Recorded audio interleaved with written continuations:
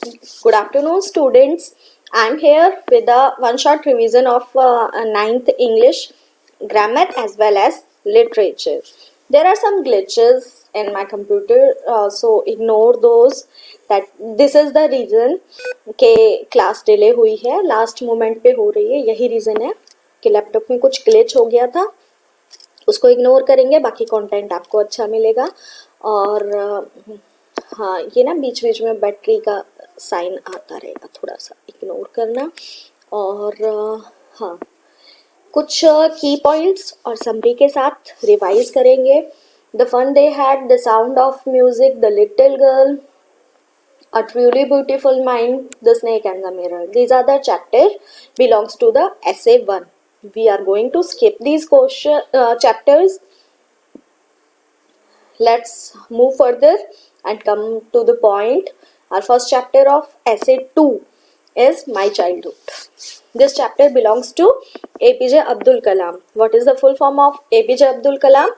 Abdul Pakir Jainul Abidin Kalam. As you all know, that the Pakir Jainul Abidin Kalam is the name of his father. Abdul Pakir is the name of his, and the Jainul Abidin Kalam is the name of his father. सभी को पता है कि south में एक tradition होता है, we use the surname of our father, but they used as well as the name and the surname. हम तो सिर्फ सरनेम यूज करते हैं. In the south India they use their surname with name of father. That is why this is the Abdul Pakir Jainul Abidin Kalam. This is the autobiography Wings of Fire. उन्होंने अपनी autobiography लिखी थी wings of fire, जिसमें से ये एक extract लिया है. विंग्स ऑफ फायर ऑटोबायोग्राफी है रिटन बाय कलाम हिमसेल्फ. देखो स्टोरीज है ना, लाइफ स्टोरीज दो तरीके से लिखी जाती हैं. एक होती है बायोग्राफी और एक होती है autobiography. Biography written by someone else. अगर मान लो हमारी स्टोरी है वो किसी और ने लिखी है, that is called biography. But if we write it itself, this is called autobiography. अगर जिसकी लाइफ की स्टोरी है उसने खुद ही लिखी है तो उसको ऑटोबायोग्राफी कहेंगे. तो टाइटल क्या था उनकी ऑटोबायोग्राफी का? Wings of fire. उसी से एक एक्सट्रैक्ट यानी कि कुछ अंश कहेंगे वो इसमें लिया है. माई चाइल्डहुड नाम से ही समझ आ रहा है कि उनके चाइल्डहुड का एक इंसिडेंट, एक एक्सट्रैक्ट तुम्हारे चैप्टर की फॉर्म में दिया गया है. Here are the some key points. The chapter is taken from APJ Abdul Kalam's autobiography. We all know that Kalam was born in Rameshwaram. His father was disciplined and spiritual. We come to know in the story that his father is disciplined as well as the spiritual person. He believes that he will fulfill all the wishes of his kids but never give them extra luxury. Means उनको ये माना था उनका कि वो अपने बच्चों को सारी नीड की जो भी उनकी नीड है, चाहे वो इमोशनल नीड है चाहे मटेरियल नीड है, वो सारी फुलफिल करेंगे, बट एक्स्ट्रा लग्जरी में उनका बिलीव नहीं था. मीन्स ऐशो आराम की जिंदगी में उनका बिलीव नहीं था. उनको लगता था कि लाइफ में सिर्फ हमको उतना यूटिलाइज करना चाहिए जितनी ज़रूरत है. Kalam sold newspaper to support his family. The chapter promotes communal harmony and hard work. अब देखो स्टोरी स्टार्ट होती है रामेश्वरम में. एपीजे अब्दुल कलाम जी का जन्म होता है. वो बताते हैं कि वो एक मुस्लिम फैमिली से बिलोंग करते हैं, लेकिन उनके जो फ्रेंड्स हैं कौन कौन, कमेंट बॉक्स में बताओ name of the his friends. There are 2 friends ना, 2 or 3 name in the comment box. So there are total 3 friends, and all other 2 belongs to the Brahmin family, but Kalam belongs to a Muslim family. And he thought that it is not necessary to be a Brahmin to be a good human. Means he respect Brahman, but they did not think that he should be a Brahman to be a good person. अब रामेश्वरम में एक ceremony होती थी, Sitharaman ceremony, जिसमें राम और सीता जी की शादी कराई जाती थी. तो ये मुस्लिम होते हुए भी उस सेरेमनी के लिए बढ़ चढ़कर भाग लेते थे. इवन ये अपनी नाव से उस स्पॉट तक मूर्ति को ले भी जाया करते थे. Idol of the Rama they have to carry to this island. और उस सेरेमनी में भी ये पार्टिसिपेट करते थे. इन तीनों फ्रेंड्स में ऐसा कुछ भी नहीं था कि ये आपस में डिस्क्रिमिनेशन करें. लेकिन एक सुब्रमण्यम अय्यर करके इनका टीचर होता है, जिसको ये लगता है कि एक मुस्लिम बॉय का ब्राह्मण बॉय के साथ बैठना गलत है, तो वो उसको उठा के on the basis of religion उसको उठा के पीछे बिठा देता है. Just he belongs to that community. फिर उसके बाद जो उनके फ्रेंड के फादर होते हैं वो इस चीज़ के खिलाफ होते हैं और विरोध करते हैं. आते हैं स्कूल में और उनको बोलते हैं कि ये जो डिस्क्रिमिनेशन है, please keep it ahead to the children. इसको चिल्ड्रन से दूर रखो, इस चीज़ में मत पड़ो. जबकि उसके फादर जो थे वो खुद चीफ प्रीस्ट थे रामेश्वरम टेम्पल में, लेकिन वो इस चीज़ में बिलीव नहीं करते थे. यही सारी स्टोरीज हैं. और इसमें एक इंसिडेंट भी आता है. उनके एक अदर टीचर उनको डिनर पे बुलाते हैं अपने घर पे, और उनकी वाइफ रिफ्यूज कर देती है खाना सर्व करने के लिए, because the communal harmony doesn't belongs to every person. हर कोई उस तरीके से नहीं सोच पाता है. तो वो बिल्कुल मना कर देती हैं, मैं इसको ना तो अपने बर्तनों में दूंगी और ना ही मैं इसको सर्व करूंगी. तो वो टीचर खुद उसको खाना सर्व करते हैं. तो ओवरऑल स्टोरी जो है वो रिलीजन को भी शो कर रही है, कम्युनल हार्मनी को भी शो करती है. साथ ही it will also shows the hard work of the Kalam. जब उनको वर्ल्ड वॉर सेकेंड के बारे में पता चलता है, उन्हें ज़्यादा कुछ नहीं पता था वर्ल्ड वॉर के बारे में, बस उनको अपने ब्रदर इन लॉ से इतना पता चला कि वर्ल्ड वॉर जैसी कोई चीज़ हो रही है. इफेक्ट सिर्फ इतना हुआ कि पहले जो न्यूज़पेपर थे वो वहाँ पे आते थे, लेकिन अब वहाँ पे ट्रेन्स में से न्यूज़पेपर बंडल्स को थ्रो किया जा रहा था, जिसके लिए उसके कज़न को एक हेल्पर की ज़रूरत थी. तो कलाम ने उनकी हेल्प करी and by this way he earn his first wages. और इस तरीके से कलाम को उसकी पहली अर्निंग मिली एज अ पेपर बॉय. और क्या इम्पोर्टेंट है कलाम के बारे में जानना? उनके बारे में ये जानना ज़रूरी है, he is the 11th president of India and he is also known as missile man of India. बहुत अच्छे साइंटिस्ट हैं, बहुत पुअर फैमिली से बिलोंग करते हैं. वो ये बता रहे हैं, चैप्टर में खुद एग्री कर रहे हैं कि वो बहुत टॉल और हैंडसम पेरेंट्स के एवरेज से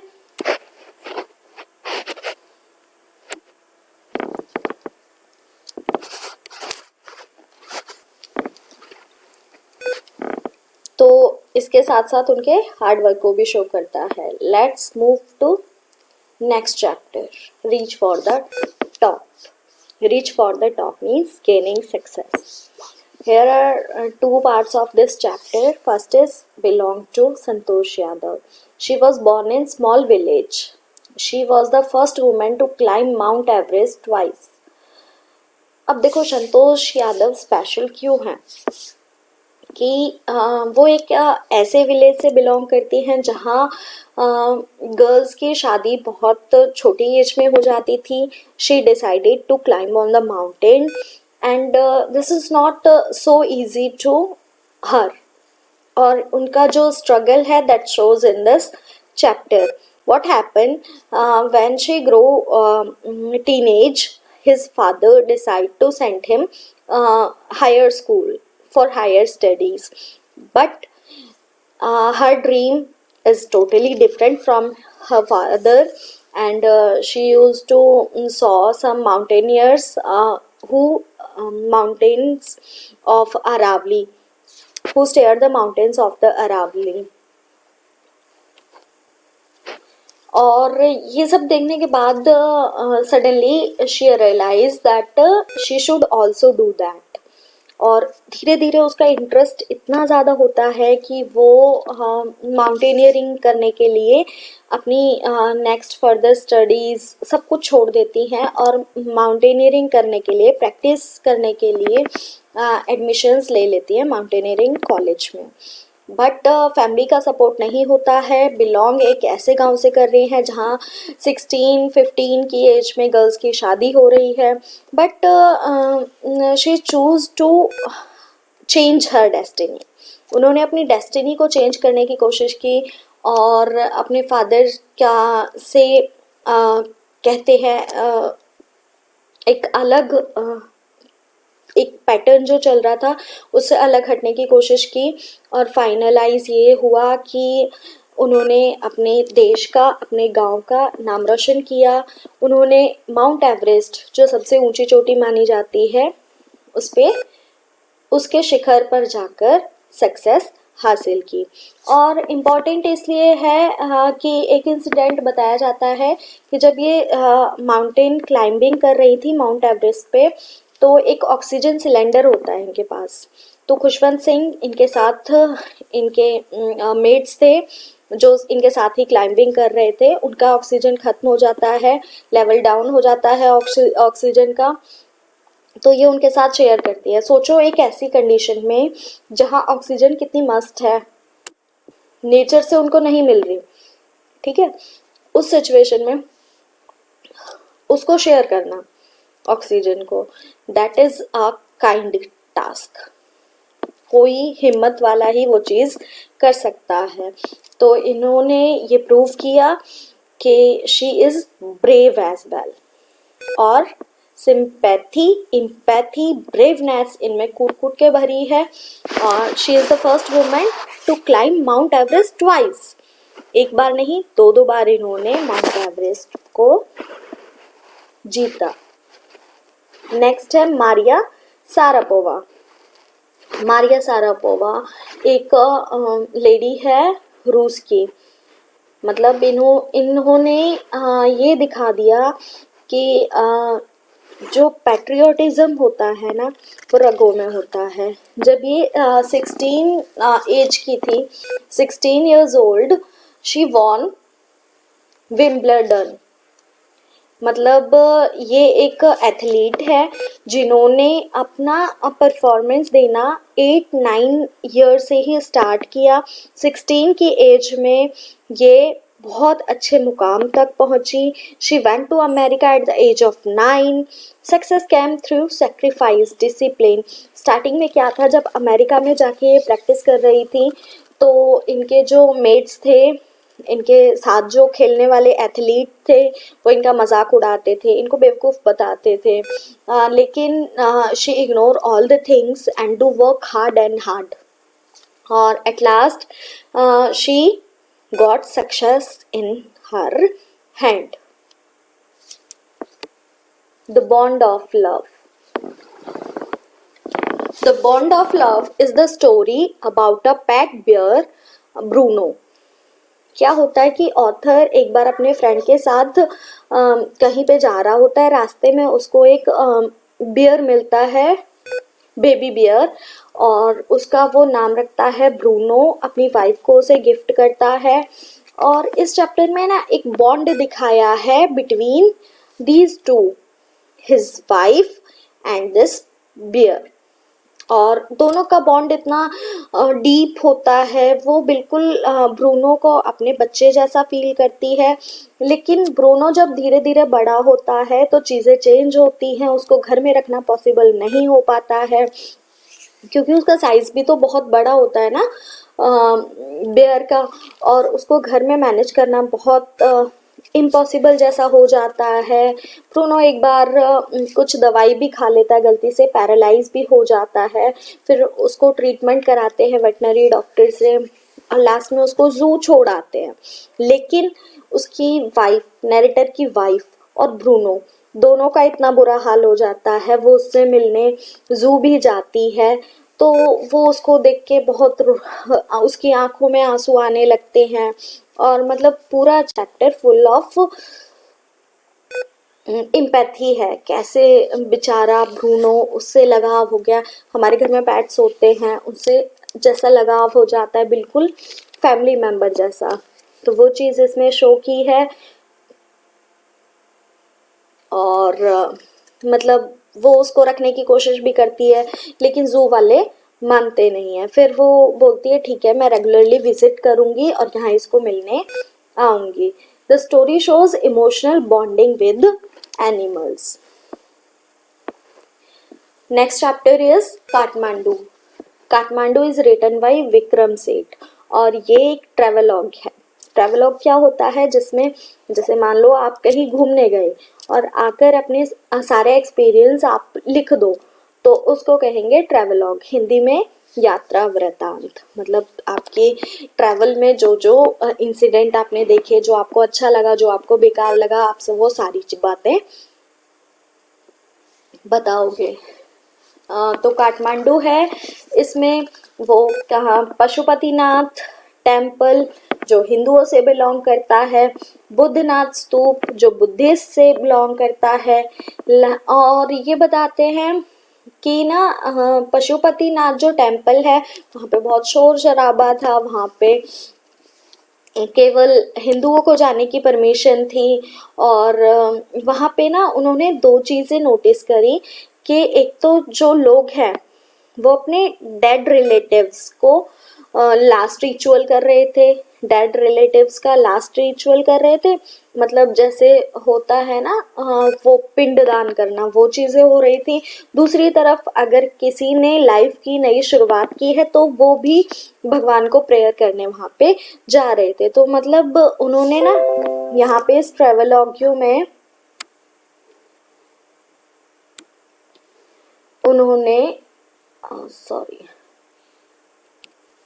लाइफ और डेथ दोनों को एक ही फ्रेम में लाने की कोशिश की है।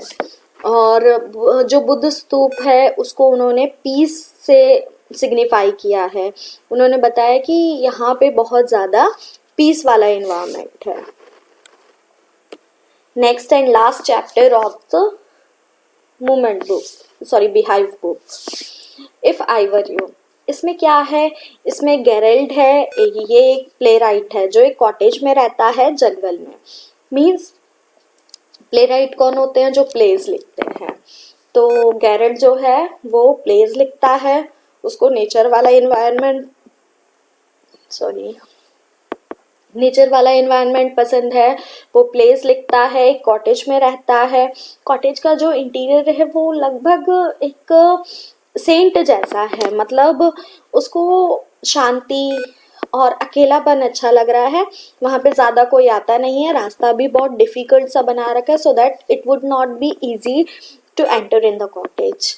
ही was one day what happen, एक criminal came into the cottage. एक क्रिमिनल आ जाता है कॉटेज में और वो गेरल्ट को मारने की कोशिश करता है और कहता है कि I am the criminal and police was searching me and I am here and I kill you, then I take your identity. फिर गेरल्ट एकदम शांत हो जाता है और उसको देखने लगता है। देन ही वॉज शॉक्ड कि मैं इसको मारने की बोल रहा हूँ लेकिन ये बिल्कुल शांत है, रीज़न क्या हो सकता है, वो सोचने लगता है। वो मतलब एकदम शॉक्ड हो जाता है। तो गेरल्ट उसको बोलता है अच्छा तुम मुझे मारोगे, मैं तो पहले ही यहाँ मर्डर करके छुपा हुआ हूँ। इसका मतलब मैं, अगर तुम मुझे मार के मेरी आइडेंटिटी से घूमोगे तब भी तुम्हें जेल ही जाना है, और अगर अपनी आइडेंटिटी से घूमोगे तो तुम जेल जाओगे ही जाओगे। तो वो मतलब ये सोचने लगता है कि इसको तो मार के कोई फायदा नहीं है। और फिर वो कहता है कि चुपचाप अपने आप को सरेंडर कर दो, और तुम मुझे तो मार ही नहीं सकते, मुझे मारोगे तो मेरे सारे इल्ज़ाम तुम्हारे ही ऊपर आ जाएंगे। ऐसे वो उसको बेवकूफ़ बना देता है। तो क्या होता है कि वो वहाँ से डर के भाग जाता है। और जबकि ये गेरल्ट सिर्फ एक प्ले राइट था, कोई मर्डर वर्डर नहीं किया था इसने इसने सिर्फ उसको डराने के लिए ये चीज़ बोल। Let's move to movement. Movement में we are going to skip essay 1 and here is the chapter in the kingdom of fools. इसकी समरी हम ऑलरेडी डिस्कस कर चुके हैं, एक बार फिर से मैं रिवाइज करा देती हूँ. इन द किंगडम ऑफ फूल्स, ये एक ऐसी किंगडम है जहाँ पे जो किंग है वो फूल है और उसको लगता है कि सारी चीज़ें वो रिवर्स कर देगा. मीन्स वो डिफरेंट करता है, चाहे कुछ भी हो, बेतुका सा कुछ करने की कोशिश करता है. और उसके कोर्टियर्स जो होते हैं वो भी बेवकूफ़ी है, वो राजा की बस हाँ में हाँ मिलाते हैं ताकि राजा उनको मार ना दे. बाकी उनको लॉजिक से कोई मतलब नहीं होता. तो एक ग्रुप होता है. In the story, there is a guru and some disciples visit this kingdom, and they saw that all things are totally opposite as in the other kingdom. Other kingdoms में जैसे होता था उसका इसमें टोटली अपोजिट है. बाकी सब जगह दिन में काम करते थे, रात को सोते थे, तो ये लोग रात को काम करते थे, दिन में सोते थे. और हर चीज़ का प्राइस बिल्कुल सेम था, चाहे वो गोल्ड हो चाहे वो आयरन हो. मतलब लोहा सोना सब इक्वल. मतलब इम्पॉर्टेंट चीज़ की कोई वैल्यू नहीं है और मतलब सब कुछ एक ही जैसा है. और यहाँ पे ना उस डेसिपल को एक चीज़ बड़ी अच्छी लगती है कि बहुत महंगी महंगी चीज़ें भी बिल्कुल सस्ती मिल जाती हैं उसको, और खाने के लिए बहुत सारा कुछ होता है. Then he said to his guru that we should stay here because here we can enjoy luxury. उसको लगता है कि यहाँ पे बहुत ज़्यादा महंगी नहीं है सब चीज़ें, तो हम यहाँ पे लग्जरी को इंजॉय कर सकते हैं रह के. तो वो वहाँ पे रहने की सोचता है, लेकिन गुरु उसको मना करता है बिकॉज ही वॉज इंटेलिजेंट ना. उसको लगता था कि जहाँ पे इम्पोर्टेंट चीज़ों की वैल्यू नहीं है वहाँ पे इंसान की भी कोई वैल्यू नहीं होगी. We should not stay there. But disciple उस बात से एग्री नहीं करता है और वहीं पे रुक जाता है. लास्ट में जो गुरु हैं वो ये कहते हुए वहाँ से निकल जाते हैं कि जब भी ज़रूरत होगी तो तुम मुझे याद कर सकते हो. अब वो तो मस्त वहाँ पे रह रहा है, खा रहा है, पी रहा है, मज़े कर रहा है. बहुत जल्दी वो बहुत मोटा हो जाता है. देन व्हाट हैपन, एक बार क्या होता है कि एक इंसान की बकरी के ऊपर दीवार गिर जाती है. तो वो कहता है कि ये दीवार मेरे पड़ोसी की है, तो उसने उसकी गलती है. वो राजा के पास जाता है और बोलता है कि मेरे पड़ोसी की दीवार मेरी बकरी के ऊपर गिर गई, वो मर गई. और राजा कहता है चलो तो पड़ोसी को फांसी दो. फिर वो पड़ोसी आता है, वो कहता है कि महाराज मेरी क्या गलती है, मैंने थोड़ी ना दीवार बनाई थी, जिसने दीवार बनाई थी उसने एक बनाई ही ऐसी थी कि वो गिर गई. तो वो कहता है चलो ठीक है, फिर उस मिस्त्री को लेके आओ. फिर उसको लेके आते हैं तो वो कहता है महाराज मेरी क्या गलती है, मैंने तो सिर्फ मसाला लगाया था, जिसने मसाला लगाया था उसने पानी ज़्यादा मिला दिया था उसमें, तो इस वजह से दीवार अच्छी नहीं बनी और वो गिर गई. फिर वो कहता है कि जाओ उसको लेके आओ, उसको फांसी पे चढ़ाएंगे. फिर जब मसाला बनाने वाले को बुला के लेके आते हैं तो वो कहता है कि महाराज मेरी कोई गलती नहीं है, लेकिन उसकी गलती है. पहले ना एक चमड़े का बर्तन जैसा होता था जिससे उसमें पानी डालते थे, तो कहता है जिसने वो बर्तन बनाया था ना उसकी गलती है. उसने बर्तन ही ऐसा बनाया था कि जिससे मैंने पानी डाला और बहुत ज़्यादा पानी वहाँ पे गिर गया और ऐसे ऐसे दीवार खराब हो गई. अब उसको बुला के लेके आते हैं. वो कहता है महाराज मेरी कोई गलती नहीं है, मैं जब इसको बना रहा था ना ये डांसर डांस इतना सुंदर कर रही थी कि इसको देख के मैं बहक गया. अब सारी गलती तो इसकी है. अब उसको बोलते हैं कि हाँ भाई तेरी गलती है. वो कहती है महाराज मैंने तो कुछ नहीं किया, मैंने तो आपके लिए डांस ही कर रही थी, मैं तो उसकी प्रैक्टिस कर रही थी ताकि मैं आपके सामने बेस्ट डांस कर सकूं, तो गलती तो आपकी है. वो कहता है अच्छा चलो तो मेरे लिए फांसी का फंदा बनाओ. अब वो उसके लिए फांसी का फंदा बनाते हैं, लेकिन वो थोड़ा बड़ा बन जाता है. तो देख रहे हो दिमाग राजा का, वो फंदा चेंज नहीं कराता बल्कि कहता है कि जो इसमें फिट हो जाए उसको लाओ और फांसी पे लटका दो. तो अब वो जो डेसिपल था जो गुरु से पीछे रह गया था वो खा पी के मोटा हो गया. तो जाते हैं सैनिक और उसको ही पकड़ के ले आते हैं कि चल भाई तुझे फांसी की सजा होगी। कि क्यों? क्योंकि तू ही फंदे में फिट बैठेगा। अब वो तो राम राम राम राम राम, बचाए उसको तो भगवान। अब वो कहता है कि गुरु मुझे बचाओ, गुरु मुझे बचाओ। वो अपने गुरु को दिल से याद करता है, तो वो आ जाते हैं। फिर वो राजा को बोलते हैं कि मैं भविष्य देख सकता हूँ। तो वो कहता है ठीक है, देखो मेरा भविष्य। तो वो कहते हैं अगर आप इस फंदे में एक बार लटक के देखो ना तो आप बहुत अच्छे किंग बन सकते हो। तो वो लटक जाता है और जो वो फंदा खींचने वाले होते हैं वो फटाक से उसको खींच देते हैं ताकि बहुत ज़्यादा टाइम ना लगे। और इस तरीके से स्टोरी एंड होती है। और इन किंगडम ऑफ फूल्स की यही स्टोरी है। इट शोज दैट हर चीज़ की अपनी वैल्यू होती है। अगर सोना महंगा है तो वो किसी चीज़ से महंगा है, कोई तो क्वालिटी उसमें बेस्ट है जो उसको महंगा बनाती है। अगर कोई चीज़ सस्ती है तो उसमें कोई चीज़ तो कम है ना महंगी वाली से। तो हर चीज़ को हम एक जैसा ट्रीट नहीं कर सकते हैं। नेक्स्ट है हैप्पी प्रिंस। ये स्टोरी वैसे ऐसे वन में आ गई थी, एक बार रिवाइज कर लेते हैं। हैप्पी प्रिंस, इसमें एक प्रिंस होता है। As he born as he die he never knows what sorrow is.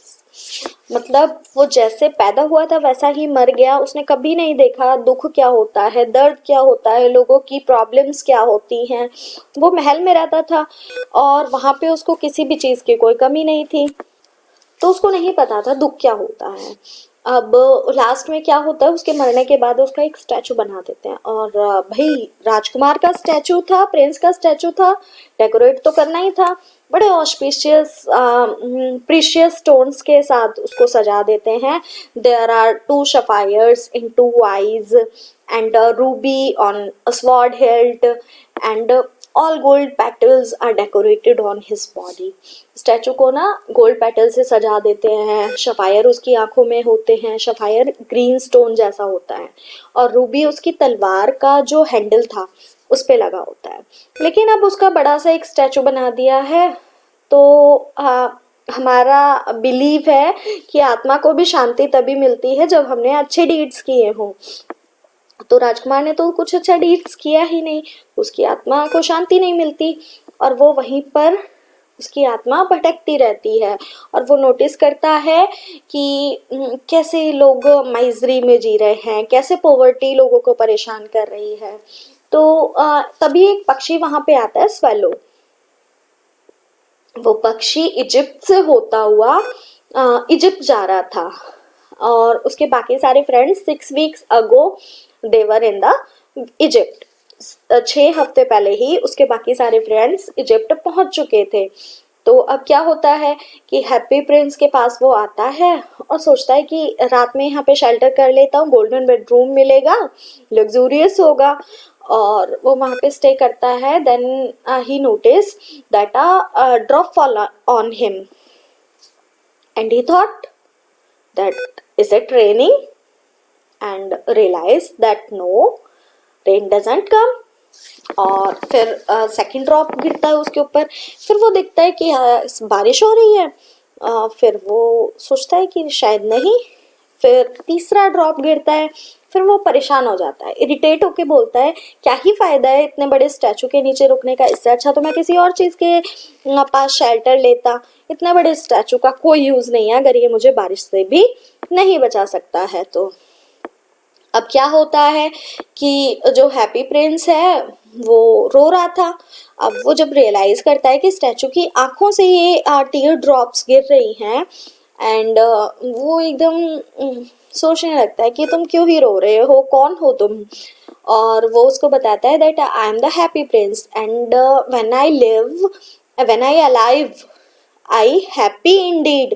मेरा नाम हैप्पी प्रिंस है और जब मैं जिंदा था सचमुच में मैं हैप्पी ही था। Because there are no misery, there are no poverty all around me. वो कहता है मेरे चारों तरफ कोई दुखी नहीं था, किसी के पास गरीबी नहीं थी, तो जब मैं जिंदा था ना मैं सचमुच में हैप्पी था। लेकिन अब मैं रियलाइज कर रहा हूँ कि लोग कितने परेशान हैं, लोग कितने दुखी हैं, इसलिए मैं रो रहा हूँ, क्योंकि मेरे जो फुट है वो पेडेस्टल से फिक्स है, मैं जा नहीं सकता, किसी की हेल्प नहीं कर सकता। तो स्वेलो को वो कहता है कि swallow swallow little swallow can you do a work for me. तो स्वेलो पहले तो एग्री नहीं होता, फिर कहता है चलो ठीक है बता दो क्या काम है। Then the happy prince request him to go to the seamstress. Seamstress जो सिलाई कढ़ाई बुनाई करती है वो लेडी, तो सी मिस्ट्रेस के पास उसको भेजता है। सी मिस्ट्रेस एक गाउन पे एम्ब्रॉयडरी कर रही थी और उसका बेटा वो फीवर में था और ऑरेंजेस की डिमांड कर रहा था, but she had no money, even she can not give him oranges, she just gave him a river water, some river water she provide him, and she is too poor that she cannot buy oranges। और फिर क्या होता है, swallow उसको जाके एक Ruby दे देता है उसकी तलवार के हैंडल से निकाल के, और जाके उसको सी मिस्ट्रेस को देता है। सी मिस्ट्रेस उससे अपने बेटे को ऑरेंजेस खिलाती है, फिर वो हैप्पीली रहने लग जाते हैं। फिर दूसरा इंसिडेंट होता है, और अब कौन है, एक प्ले राइट है, वो प्ले लिख रहा था, बहुत ठंड थी, वो ठंड से उसके हाथ बिल्कुल जम रहे थे। वो सोच रहा था कि अगर मेरे पास कुछ फायरवुड होती तो शायद मैं बेटर फील करता और अच्छे से लिख पाता। तो हैप्पी प्रिंस फिर से स्वेलो को भेजता है। अब स्वेलो को भी ना थोड़ा सा दूसरों की हेल्प करके अच्छा फील हो रहा था। अब वो दोबारा जाता है और उसको एक शफायर दे देता है उसकी आंख से निकाल के।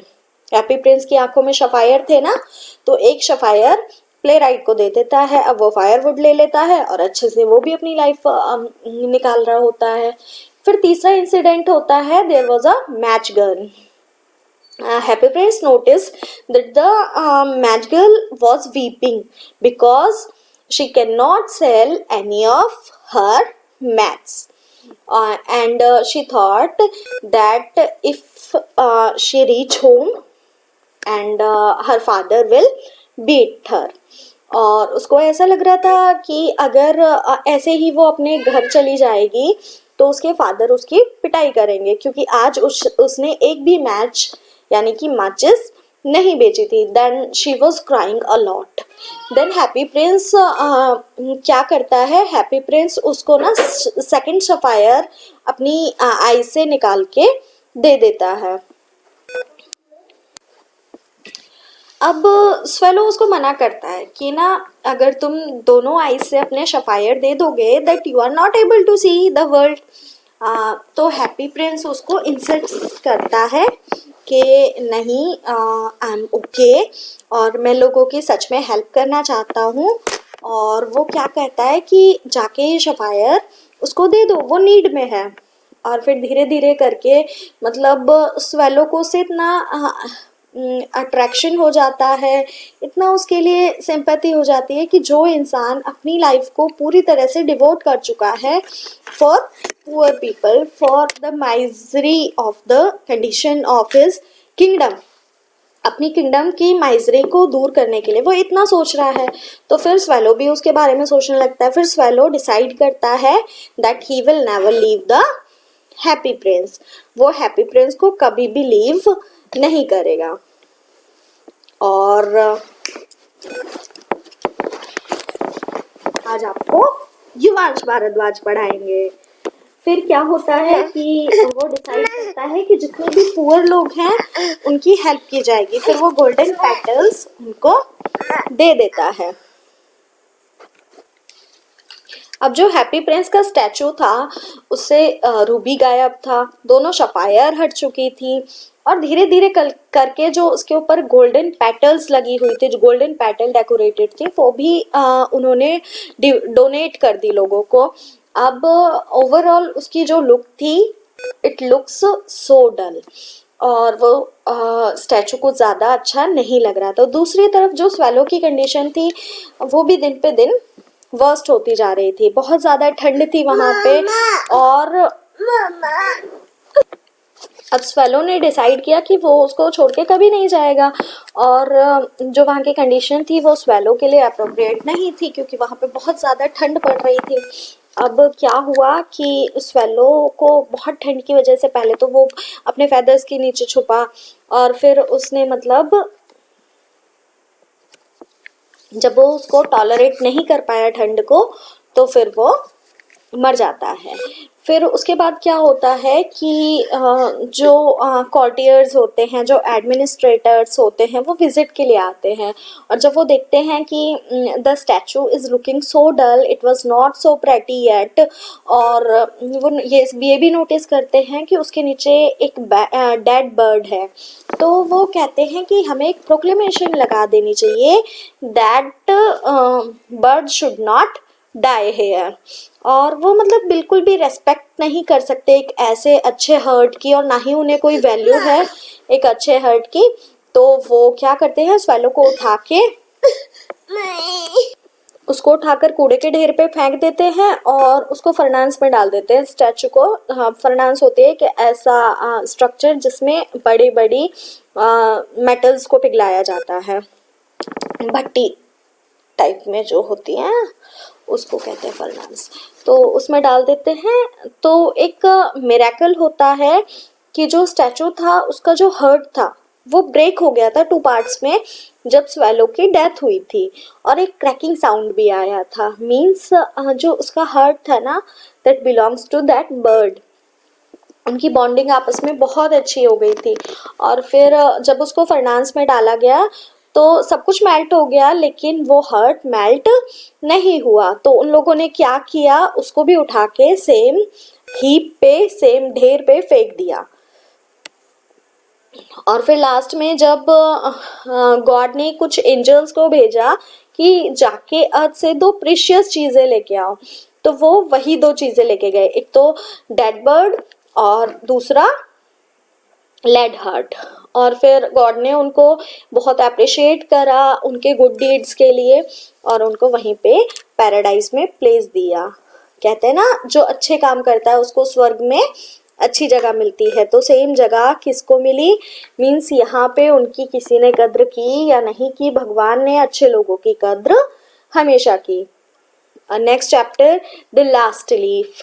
द लास्ट लीफ चैप्टर में 2-3 करेक्टर बहुत इंपॉर्टेंट हैं।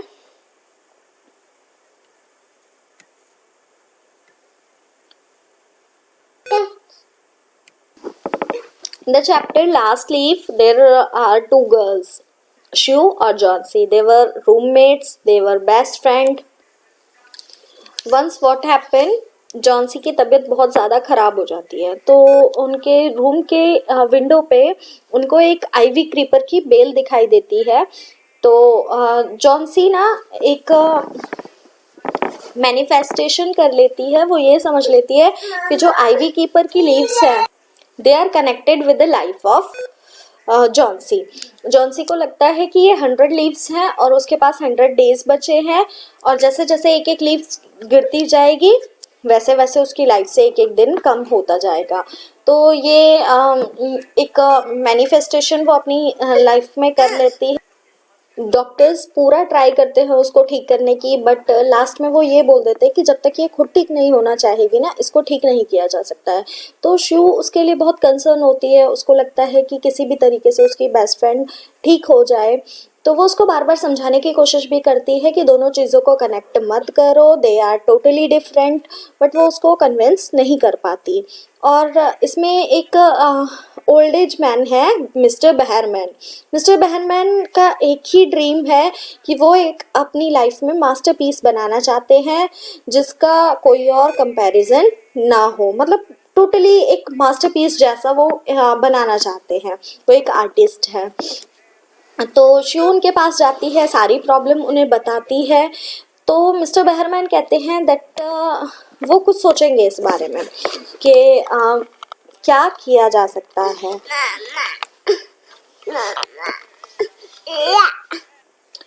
और फिर एक दिन क्या होता है कि रात को जॉन्सी बहुत उदास होती है क्योंकि लास्ट लीव थी। कल सुबह वो लास्ट लीव उस क्रीपर से हट जाएगी और ऐसे ही वो अपनी लाइफ खो देगी। तो जब वो सुबह उठती है तो उस लास्ट लीव को वापस उसी पेड़ पे, मतलब वो हटती नहीं है, वहां से गिरती नहीं है, उस पेड़ पे वो लास्ट लीफ होती है। और ये देख के वो एकदम खुश हो जाती है और शूज को समझाती है, देखा, दैट इज नॉट रिलेटेड। और वो फिर खुशी खुशी रहने लगती है। फिर वो कहती है चलो मिस्टर बहरमैन से मिलके आते हैं। तो वो जब वो मिस्टर बहरमैन के पास जाती हैं तो उन्हें पता चलता है, जब वो मिस्टर बहरमैन के पास जाती हैं तो उन्हें पता चलता है कि उस रात मिस्टर बहरमैन पूरी रात, फिर उन्हें पता चलता है कि बहरमैन उस रात पूरी रात ठंड में बारिश में उस मास्टरपीस को बनाते रहे। वो जो आईवी क्रीपर उसको लास्ट में दिख रहा था ना, that was not original, that was the masterpiece of Behrman. Behrman ने उसको मास्टरपीस के फॉर्म में तैयार किया था। वो नकली आईवी क्रीपर था, मतलब वो नकली बेल उन्होंने मास्टरपीस उनका बनाया था। वो एक आर्टिस्ट थे तो उन्होंने सेम डिट्टो वो सेम बाहर बना दिया ताकि उसको वो ओरिजिनल लगे। और पूरी रात बारिश में बनाने की वजह से उस रात मिस्टर बहरमैन की डेथ हो गई। और फिर जॉन्सी को रियलाइज़ होता है कि कौन सी चीज़ें कैसे होने वाली हैं, उस सब के बारे में हम प्रेडिक्ट नहीं कर सकते हैं कुछ भी। Future is unpredictable. Next chapter is a house is not a home. A house is not a home, ये चैप्टर एक ही थीम पे बेस्ड है कि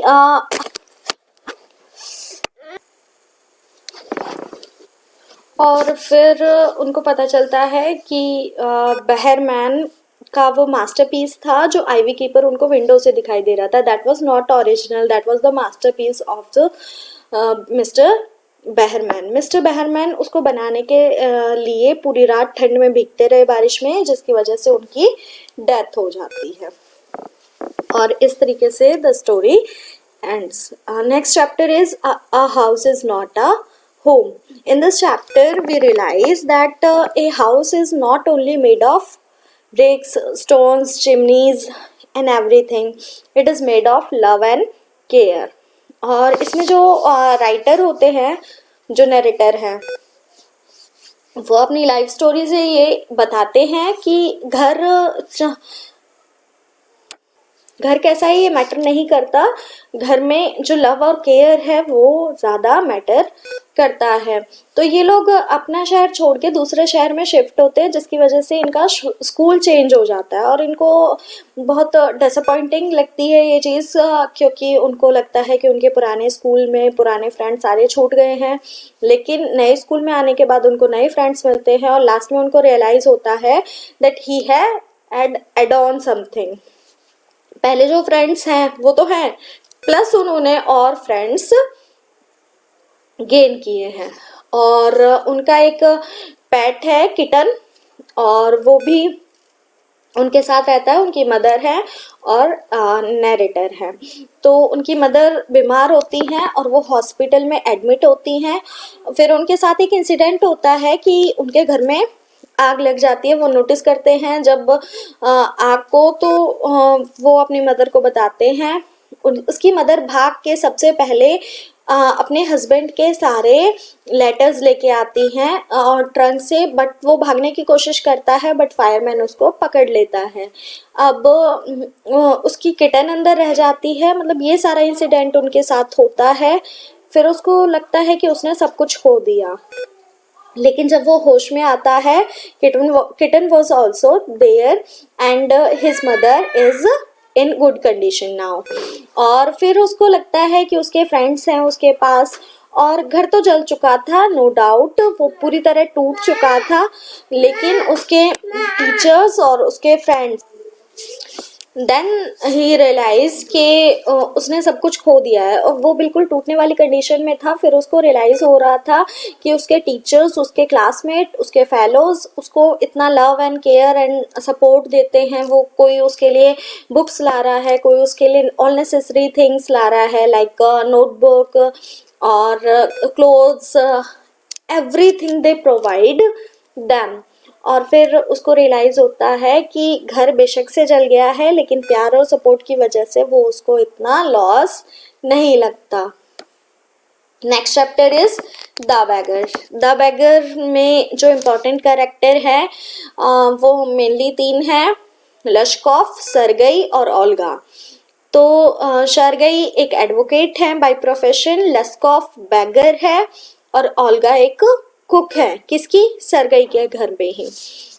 तो स्टोरी इस तरीके से है कि सरगई को लश्कोव मिलता है, वो उससे पूछता है कि सरगई वॉज अ मैन, तो वो उसको पूछता है कि तुम्हारे बैगर बनने के पीछे रीज़न क्या ही होगा।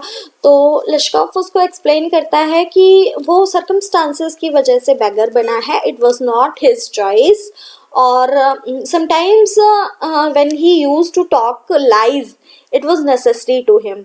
और जब वो बैगर बन जाता है तो उसके लिए झूठ बोलना लगभग कंपलसरी हो गया है, अगर वो झूठ नहीं बोलेगा तो वो सरवाइव नहीं कर पाएगा। फिर सरगई सोचता है कि that he had to change his life, उसको उसकी लाइफ चेंज करनी चाहिए। उसके लिए वो क्या करता है, उसको कोई काम देने की कोशिश करता है, और उसके काम देने के तरीके से ही हम समझ जाएंगे कि अननेसेसरीली उसने कोशिश की है कि उसके लिए काम बनाया जाए।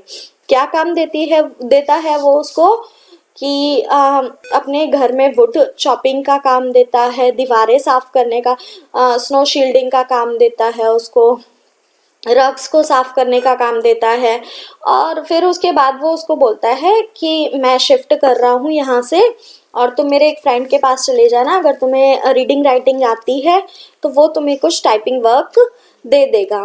फिर उसके बाद आफ्टर 2 years दोनों पीवीआर के काउंटर पे मिलते हैं, दोनों टिकट खरीद रहे थे। तो लश्कोव उसको बताता है, अब वो एक जेंटलमैन की फॉर्म में था, वो जॉब करता था, तो लश्कोव उसको बताता है कि अब वो बदल चुका है, अब वो बैगर जैसा नहीं रहा है। तो सरगई को खुद पे बहुत प्राउड होता है, तो वो सरगई से कहता है देयर इज़ नो डाउट कि तुमने मेरी हेल्प करने की कोशिश की थी, लेकिन अगर मैं बदला हूँ तो ये नहीं कह सकते कि पूरी तरह से तुम्हारी वजह से बदला हूँ। मेरे बदलने के पीछे जो रियल रीज़न है वो ओल्गा है। अब इस चैप्टर में ना सिंपैथी और एम्पैथी दोनों वर्ड्स को बहुत फोकस किया गया है। जो लश्कोव के लिए सरगई शो कर रहा था दैट वाज सिंपैथी, और जो लश्कोव के लिए ओल्गा ने शो करी थी दैट वाज एम्पैथी। अब दोनों में डिफरेंस क्या है कि वो सिंपैथी से नहीं सुधरा, वो एम्पैथी की वजह से उसकी लाइफ चेंज हुई और वो सुधरा। लश्कोव को क्या लगा, बेचारा बैगर है, मुझे इसकी लाइफ सुधारनी चाहिए, उसने उसको काम दे दिया। बट सोच के देखो, एक ऐसी मेंटेलिटी का इंसान जिसको फ्री में खाने के लिए मिल रहा है, फ्री में पहनने के लिए मिल रहा है, वो क्यों ही मेहनत करना चाहेगा, क्यों ही हार्डवर्क करना चाहेगा, तो वो काम नहीं करता था। तो ओल्गा ने उसको एक सपोर्ट दिया, मदर की केयर दी, वो उसको गालियाँ देती थी, सुनाती थी, डांटती थी, उसके हिस्से का काम भी खुद करती थी।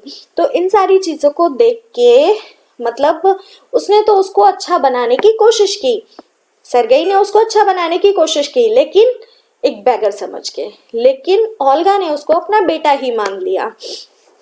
और ओल्गा ऐसा बिहेव करती थी जैसा बिल्कुल अपने बेटे के साथ करती है। अब उसको लगा कि एक अटैचमेंट होने लगा लश्कोव को उसके लिए, उसको लगा कि ओल्गा मेरे लिए इतना कुछ कर रही है, ये लेडी मेरे हिस्से का सारा काम भी कर रही है, तो मुझे बदल जाना चाहिए। ये इस चैप्टर की थीम है। इसके अलावा कुछ इम्पॉर्टेंट बातें, एक तो अनसीन पैसेज, लेटर्स, ऐसे, ये स्किप करके नहीं जाने हैं। मतलब grammar, mostly modal, voice, tense, ये 3 टॉपिक पक्के रिवाइज करने हैं, इनसे मोस्टली क्वेश्चंस बनते हैं। और लीव भी आपकी बेसिकली फॉर्मेट वही होता है, एक फॉर्मल एक इनफॉर्मल लर्न कर लो, बीच का फॉर्मेट थोड़ा बहुत लाइन चेंज होती है, बाकी मोस्टली सेम रहता है। अब अगर बात आती है अनसीन पैसेज की, तो उसके लिए मैं तुम्हें ट्रिक यही दूंगी कि तुम्हें ये नहीं करना कि तुम क्या करते हो, क्वेश्चन पढ़ते हो, क्वेश्चन में मान लो तुम्हें एक वर्ड मिला Kathmandu, then you have to search Kathmandu Kathmandu Kathmandu, that is the wrong way. तुम्हें क्या करना है, पहले क्वेश्चन पढ़ने हैं सारे, फिर पैसेज की एक रीडिंग लेनी है. It doesn't matter that you are well versed about every word meaning. जरूरी नहीं है कि हर वर्ड मीनिंग तुम्हें आता हो पैसेज का. It is not possible. Sometimes we got stuck on any word. But क्या करना है, अनसीन पैसेज की मैंने एक वीडियो अलग से भी बना रखी है, उसमें मैंने डिटेल में समझाया कैसे अनसीन पैसेज को सॉल्व करना है. लेकिन इस वीडियो में मैं इतना बता दे रही हूँ, पहले क्वेश्चन पढ़ेंगे फिर पैसेज को पढ़ेंगे. टाइम लगाओ पैसेज को पढ़ने में, पर पहले नहीं, पहले क्वेश्चन पढ़ो फिर पैसेज पढ़ो, फिर आंसर्स अपने आप आएंगे, क्योंकि your mind will stuck on the same position. Like if the question is where the Kathmandu is located, पढ़ लिया तुमने क्वेश्चन, फिर उसके बाद जब पैसेज पढ़ोगे तो ये वाली लाइन आते ही कि काठमांडू नेपाल में है, your mind will stuck on that line, और फिर उसको वही अंडरलाइन कर लो. ठीक है. और आंसर फ्रेम करते वक्त बिल्कुल पैसेज वाली लाइन ना लिखें, बल्कि अगर क्वेश्चन डिड में पूछा है तो डिड में आंसर कर दें, वॉज में पूछा है तो वॉज में आंसर कर दें. जिस टेंस में क्वेश्चन पूछा है उसी टेंस में आंसर करने की कोशिश करें. Is it clear to all? I think I will clear all the doubts, and all the best for your exam. If you have any other doubt, you can ask me. Have a nice day. Prepare well.